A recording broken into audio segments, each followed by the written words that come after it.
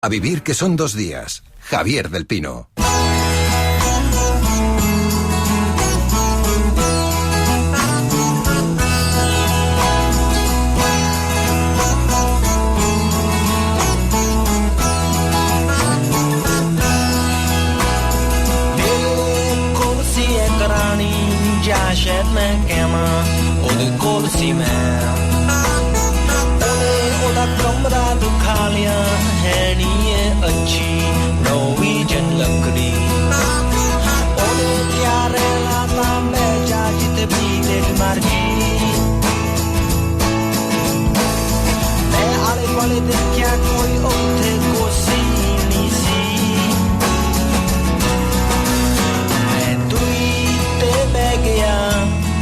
समा सोच के ओदी शराब पी के असी 2 बजे तक गल्लां कीतियां फे ओने क्या सौंदा समा हो गया.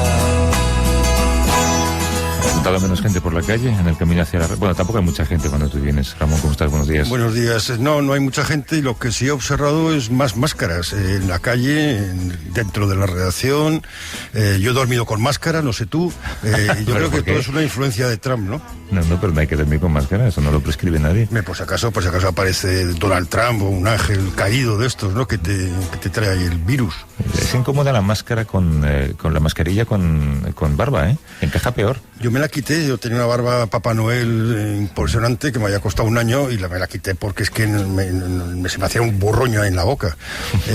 Pero sí, yo creo que es muy importante y ahora veremos qué influencia tiene todo lo que está pasando, de lo que vamos a hablar ahora, en el público trumpista que ha negado que las máscaras fueran necesarias. Sí, hay gente que desde el principio lo negó y mira, por no llevarlas, mira lo que ha pasado, que por cierto hay un gráfico muy curioso en el New York Times, ahora hablamos un poco de ello, sobre la gente que se va contagiando del círculo interno, digamos, de Trump y cada vez ese gráfico es más amplio. O sea, que estaba por ahí el virus circulando, pero entre superhombres y supermujeres parecía que no era necesario llevar máscara, ¿no?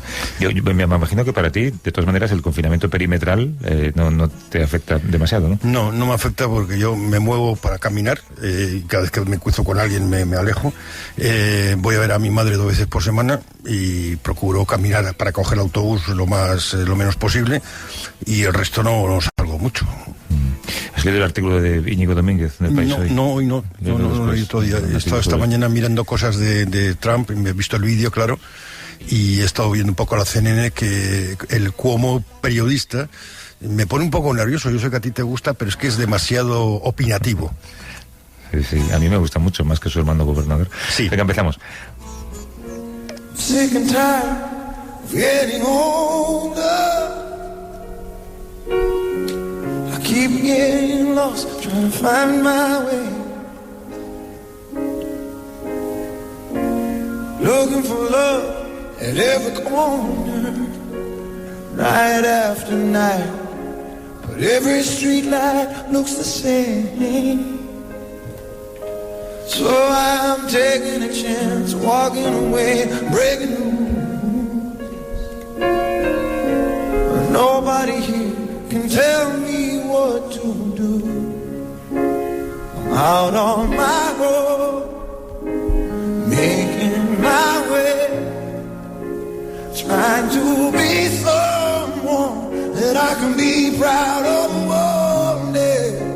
I'm out on my road, doing it my way. I've gotta be tough, I've gotta be stronger. Hablábamos de Chris Cuomo, que es un presentador de la CNN, su hermano Santo Cuomo, gobernador. Es que, Ramón, ¿todavía piensas que el periodismo subjetivo existe? No, yo creo que no existe. Creo que primero porque la objetividad no existe. Todos somos subjetivos, venimos de familias, de lecturas, de infancias, de influencias que nos hacen ver las cosas de manera distinta.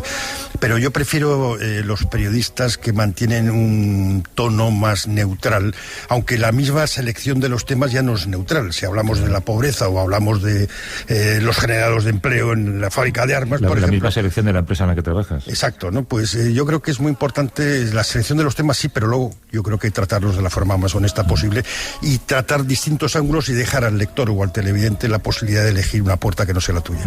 Es curioso, eso nos lleva al debate del otro día, sé que tú lo viste yo creo que en directo, porque te acostaste muy tarde, me parece. Sí, es que me gustan estas cosas. Sí, obviamente a mí me encantan. Me pregunto cómo valoras tú al moderador, a Chris Wallace, que tenía el trabajo más difícil del mundo periodístico de esa noche.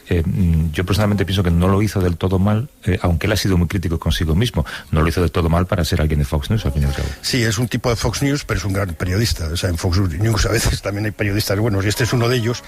Sí, lo tuvo muy difícil porque Trump no respetó ninguna regla, estuvo todo el rato interrumpiendo. Yo en un momento a las 4 de la mañana no pude más y grité una frase en mi casa en voz alta, sin acordarme que había vecinos, que le dije, cállate ya, hijo de...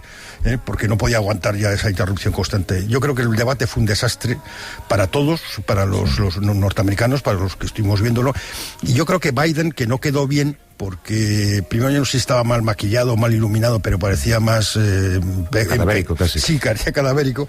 Después hizo 2 o 3 cosas que estuvo bien, un poco que pudo hilar algún tipo de mensaje, miraba directamente a la cámara, él se dirigía a los americanos, al público estadounidense. En cambio Trump no, Trump se dirigía a Biden o no se sabía quién, o a sí mismo, ¿no? Se dirigía, acosaba a Biden, que perdió los papeles, hay que decir. Tú no puedes llamar payaso a tu contrincante en un debate electoral y esto al final alimenta el fuego de los opositores, ¿no? Sí, lo curioso es que le llamó payaso y le llamó racista, y a Trump no le molestó ninguno de los dos. Pero sin embargo le molestó profundamente cuando cuestionó su inteligencia, ¿no? Cuando usó la palabra smart, y ahí sí que Trump se molestó. Claramente tiene un problema.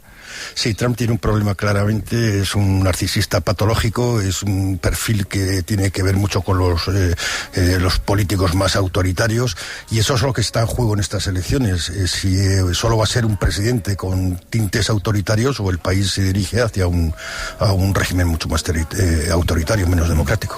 Fíjate, este puede ser quizá el primero y el último de los debates presidenciales propuestos, ¿no? Porque nadie sabe lo que va a pasar. Es curioso que todo esto que estamos hablando ocurrió hace solamente unos pocos días y sin embargo no importa mucho ya. Espera que saludemos en Washington a Marta Delgado. ¿Cómo estás, Marta? Buenos días. Hola, buenos días, ¿cómo estáis? Qué deprisa ha pasado todo, ¿eh? El debate o el análisis del debate ahora es casi irrelevante.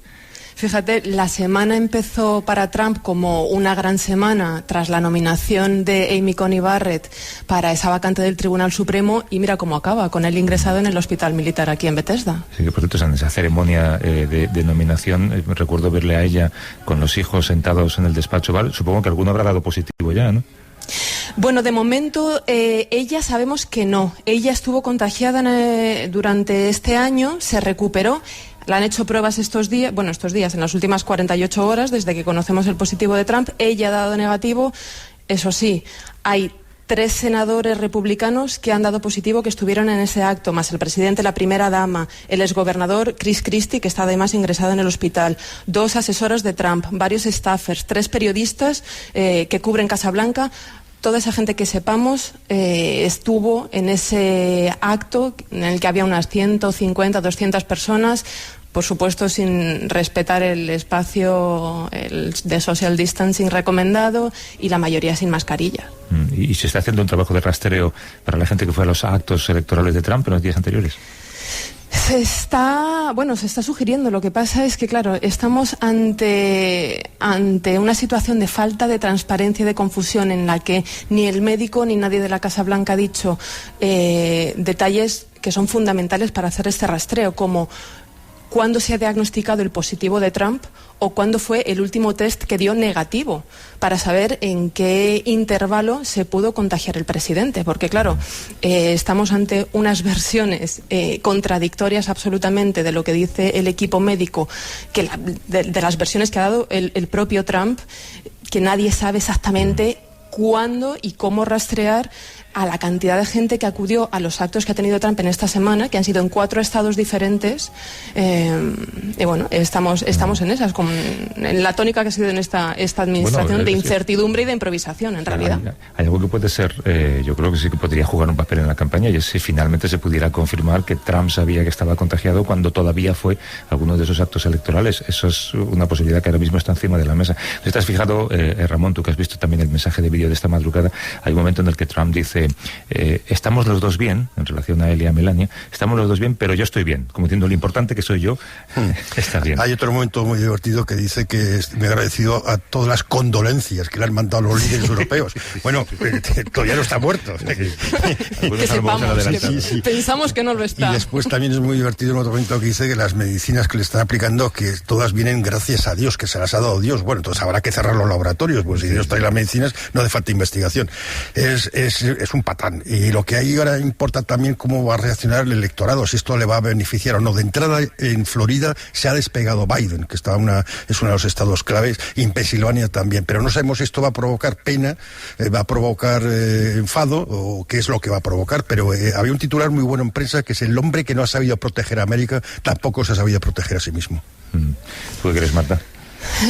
Pues yo creo que al final al electorado, y siguiendo un poco pues eso, la tónica que hemos visto durante toda su administración y episodios inéditos a los que, bueno, en general la opinión pública no da crédito, como esto de que nos inyectemos lejía en las venas, al presidente al final, a su base, no le ha importado, no le ha afectado. Entonces yo creo que al final esto se va a utilizar como una medida más de polarización. El presidente, en este vídeo que hemos visto esta noche, de 4 minutos, se ha presentado o ha intentado mostrar que la decisión que él ha tomado de ser hospitalizado ha sido una opción proactiva, ¿no?, audaz, para recuperarse pronto mientras sigue trabajando desde el hospital. Él dice que se podía haber quedado en la Casa Blanca, pero que él ha preferido encarar, hacer frente a esta enfermedad para recuperarse cuanto antes y reincorporarse a la campaña electoral, ¿no? Entonces yo creo que hay parte de su electorado que esto lo va a ver, bueno, pues eso, como el presidente que trabaja de una manera incansable, incluso cuando está enfermo, y que se va a reponer de este virus. No hemos hablado de la noticia en sí, digamos, de la situación médica. Hay mucha polémica sobre en qué condiciones ingresó, si ha necesitado oxígeno porque tenía un nivel bajo de oxígeno en sangre, si tiene alguna asistencia para respirar. Sobre esto tampoco hay nada claro, ¿no? Pues no, pues es lo que digo, que este episodio está evidenciando la falta de transparencia y la manera de desinformar con la que trabaja esta administración. El médico de Trump ha salido a mediodía este sábado intentando explicar. Ha dicho que Trump se estaba recuperando, que no estaba necesitando oxígeno, que ya no tenía fiebre. Los periodistas le han preguntado una y otra vez si en algún momento ha necesitado oxígeno, porque hay fuentes que confirman que durante el viernes, antes de ser hospitalizado, necesitó oxígeno porque tenía los niveles en sangre muy bajos. El médico no lo ha confirmado en ese momento. Le han preguntado una y otra vez, no ha sido capaz de confirmarlo. Minutos después de que él terminara esta intervención, ha aparecido el jefe de gabinete, Mark Meadows, ante el pool de periodistas que sigue Casa Blanca, y ha informado de que en las últimas 24 horas el nivel de oxígeno en sangre del presidente bajó de manera preocupante, y eso fue lo que hizo que le llevaran al hospital. Lo que pasa es que esto lo dice en off the record. Entonces los periodistas empiezan a quejar de que una información tan relevante para la opinión pública y que encima contradice lo que acaba de decir su médico no puede ser un off the record, ¿no? Al final, el jefe de gabinete ha aparecido esta noche en Fox News diciendo esto mismo, diciendo que las próximas 48 horas van a ser críticas y que no estamos en un escenario todavía certero para confirmar una recuperación total. Y de hecho el médico de Trump esta noche ha sacado otro comunicado intentando matizar o reducir la polémica, diciendo que lo peor todavía no ha pasado, pero que el presidente evoluciona y que el equipo médico permanece cautelosamente optimista. Cautelosamente optimista. Bueno, hay muchos, o hay varios presidentes que han muerto en el ejercicio de su cargo en Estados Unidos, o otros de manera repentina, lógicamente, alguno asesinado. Lo que no ha pasado nunca, y esto es solamente hacer hipótesis, lógicamente, es qué pasa si un candidato fallece antes de que se celebren las elecciones cuando ya está nominado. Yo creo que en Estados Unidos solamente hay 2 fechas marcadas que son inamovibles, ¿no? El día de las elecciones y el día del juramento presidencial, que en este caso será el 21 de enero, si no recuerdo mal. Sí, pero hay leyes distintas. Para las elecciones la fecha es una ley federal de 1845 que marca que es el primer martes después del primer lunes de noviembre. Eso lo podría modificar el Congreso, pero tiene que ser el Congreso con la voto de los 2 partidos. Y lo otro, la fecha que es 20 de enero a las 12 de la mañana, eso lo marca la Constitución.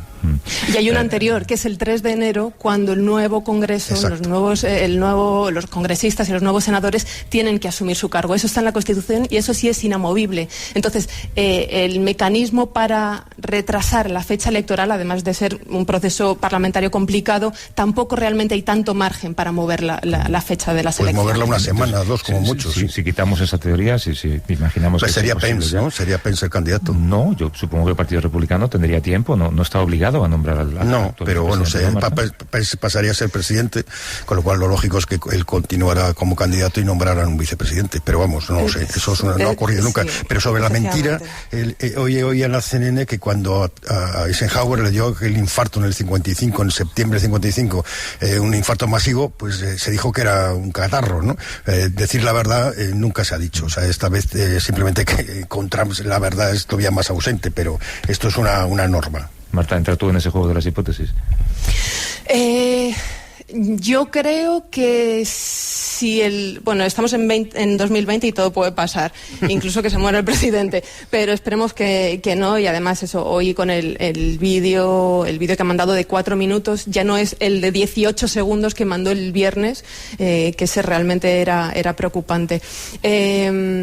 Yo creo que el presidente pues saldrá de esta y se presentará como candidato. Si acaso le pasara algo, yo creo que el número 1 sería Biden y me arriesgo con el número 2 y digo Ivanka Trump de vicepresidenta, pero bueno, eso sería too much. ¿Te refieres a Pence? O sea, Pence, perdón, sí, Pence e Ivanka 2020. Pero vamos, no dejemos con que Trump se recupere y que pierda las elecciones en buena lid. Y que la pierda además con una diferencia importante para que la noche electoral no tengamos pues el caos que en realidad se prevé. Y lo vamos a tener. Pero Ramón, ¿y tú acusas a Chris Cuomo de periodismo subjetivo? Marta del Vado, un beso. Hasta luego. Un beso, hasta luego. Gracias por no creerte. A vosotros.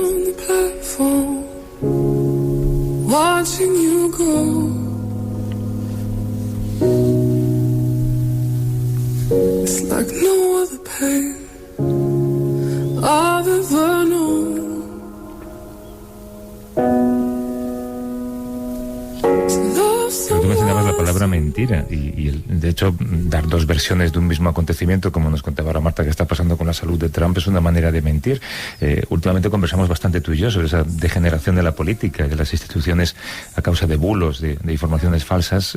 Cuando la mentira se convierte en un ingrediente habitual de la política, claro, toda la legitimidad de lo que ocurre en las instituciones y toda la legitimidad de lo que dicen los políticos se pone en cuestión. Sí, y de los periodistas, porque claro, hay hechos objetivos difícilmente discutibles. Podemos opinar qué significan estos hechos y puede haber versiones distintas, pero 2 y 2 son 4, eso está claro. Lo que sucede, yo creo que en los últimos tiempos, y eso lo hemos tratado también, lo has tratado tú sobre el famoso documental de Netflix en las redes sociales, es cómo ahora estamos ante una sociedad donde no le importa que sea lo que es verdad o mentira. La mentira siempre ha existido y los políticos mienten, y mienten unos más, otros menos. Pero claro que la gente que está al otro lado de la mentira les da igual que sea verdad o mentira, que se alimenten por Facebook o cualquier otra red social y crean que cualquier cosa que sale ahí es verdad. Eso sí que es un cambio. Creo que la cuestión es si ese es un campo quemado, no un terreno perdido, si esas personas que buscan su verdad, aunque sean conscientes de que es una mentira, si se puede recuperar esas personas para la realidad de lo que no deja de ser completamente objetivo, que es lo que está pasando puro y duro. La verdad es que si piensas, siempre es una minoría la que se ha interesado por la información. Los periódicos no vendían de forma masiva, eran poca gente la que compraba y leía periódicos. Lo que ocurre es que las las televisiones se han ido convirtiendo cada vez más en instrumentos de infoentertainment. Si miras la prensa deportiva, las webs es un espectáculo de lo que no hay que hacer, donde hay de todo, mujeres, cosas, se habla de todo, todos los titulares llevan adjetivos exagerados y lo que se busca es el impacto, no se busca contar la verdad. Y eso, primero teníamos que empezar a recuperar el periodismo. Eso es verdad, y la televisión está en el fondo de todo lo que hablamos, ¿no? En la televisión falta un elemento que yo creo que es fundamental, es que falta seriedad, sencillamente. Mentira y política son dos caras de la misma moneda. Vamos a saludar a María Sopeña, que es psicóloga y especialista en neuromarketing. ¿Cómo estás, María? Buenos días. Hola, buenos días a todos. Buenos días. ¿Qué tal? ¿Siempre ha formado parte de la estrategia del discurso político, la mentira? Sí, la verdad que era muy interesante escucharos ahora porque precisamente muchísimos psicólogos nos dedicamos a investigar esto, no tanto si de verdad se miente o mienten o no los políticos en los discursos, sino por qué nos creemos esas mentiras, por qué nosotros entramos a formar parte de ellas y cuál es nuestra responsabilidad en creernos esas mentiras. Y bueno, pues en este punto el equipo de Trump o Trump en sí mismo, la verdad que lo han hecho bastante bien porque han sabido conocer, aprovechar y han sabido utilizar algunas de las trampas de las que cae nuestro cerebro de un modo automático. Estamos programados para eso y a esto lo llamamos sesgos. No sé si conocíais este concepto de los sesgos. Y estas trampas, la verdad que son súper importantes. Ya incluso Daniel Kahneman, que fue un psicólogo muy conocido, obtuvo el Nobel de Economía en 2002 por estudiar cómo funcionamos y cómo tomamos decisiones en situaciones de incertidumbre, como por ejemplo a la hora de elegir a nuestros líderes. Es que nos gusta... Perdón, es lo que hablábamos un poco con Ramón, no sé si una persona que está acostumbrada a vivir en su mundo de mentiras, si esa persona se le puede recuperar para el mundo de los vivos en la realidad. Bueno, en el caso de Donald Trump ya distintos autores han estudiado muchísimo su personalidad. Ahí sería muy fácil, muy reduccionista que habláramos sobre si tiene un trastorno narcisista de la personalidad. Hay una norma en Estados Unidos, la norma Goldwater, que digamos que impide que hagas un diagnóstico sin haber tenido una entrevista con esta persona, pero numerosísimos psicólogos, etcétera, hablan sobre él porque es importante, es una señal de compromiso con el público y con la nación en general, que hablemos sobre no tanto si Donald Trump tiene un trastorno o no, sino si las características de Donald Trump, como por ejemplo las que comentáis, que mienta, su excesiva agresividad, la tergiversación del discurso, etcétera, le hacen apto para ser o no presidente de Estados Unidos. Entonces pero ¿cómo recuperamos a una persona, por ejemplo, que cree que la Tierra es plana y que cualquier evidencia la rechaza? ¿Cómo puedes discutir con una persona que rechaza las evidencias científicas? Claro, él puede intentar manipularnos. Una persona normal. Sí. Él puede intentar manipularnos y él puede intentar hacernos creer que la Tierra es plana, porque no hay que olvidar que el cerebro es un órgano cultural. Él, desde su punto de vista, tiene razón. Los argumentos a los que apela, los sesgos en los que él ha caído, cómo él agrupa la información en su cerebro, cómo la recupera, está todo mediado también, como decíais antes, por sus experiencias, por las expectativas que tenga, por su historia. Y la historia de Trump realmente es una historia apasionante, como él es yo contra los elementos. En el debate mismamente se veía yo contra, no era a favor, sino un discurso en contra, de posicionarme en contra, de ser yo el más fuerte. Entonces, él puede intentar convencernos de que la Tierra es plana. La responsabilidad, sin embargo, está en nosotros. En cuanto más formados estemos en cómo funciona nuestro cerebro, en los sesgos, menos influenciables seremos y con más probabilidad sabremos diferenciar lo que es una verdad de lo que no lo es. Y al final, si sabemos diferenciar esto, se traducirá en alguien por la calle diciendo cosas. El problema es que ocupa este cargo de poder porque le hemos creído en un momento dado, o algunas personas le han creído. Claro, pero ¿cómo sacas a una persona de ese círculo de información falsa y le convences de que, yo qué sé, pues que acuda a más fuentes, que lea más, que hable más con gente que sabe? Que piense. Claro, ojalá hubiera una receta, sí. Es imposible, ¿no?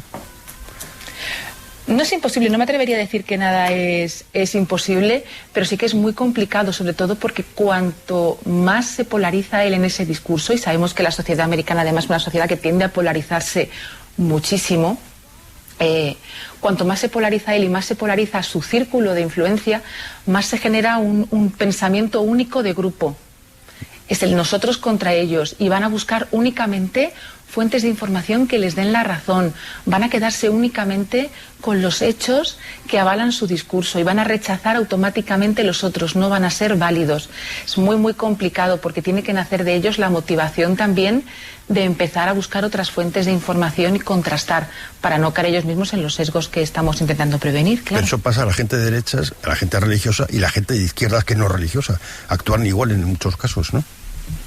Efectivamente, esto le pasa, esto no lo ha inventado Donald Trump, esto se da en las grandes plataformas de streaming, en la publicidad, en los grandes almacenes, en los productos, o sea, decidimos obviar algunas partes de la verdad, decidimos creernos algunas partes de la verdad solo, nosotros somos los buenos, nuestro producto, etcétera, etcétera. Se dan muchísimos ámbitos y no solo en la política, desde luego la política es uno de los más preocupantes en tanto y cuanto al poder que tienen bueno, Luis de la Corte, que es un teórico también muy importante en psicología política, habla sobre la emergencia de los líderes carismáticos en tiempos de dificultad.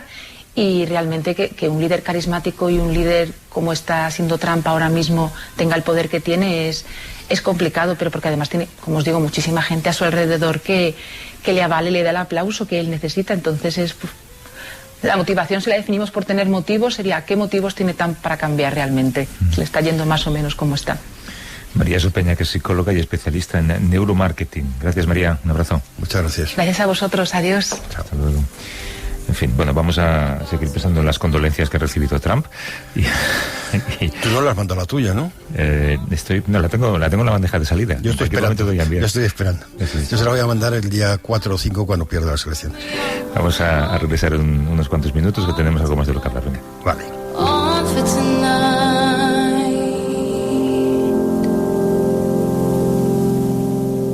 A vivir que son 2 días. Javier del Pino.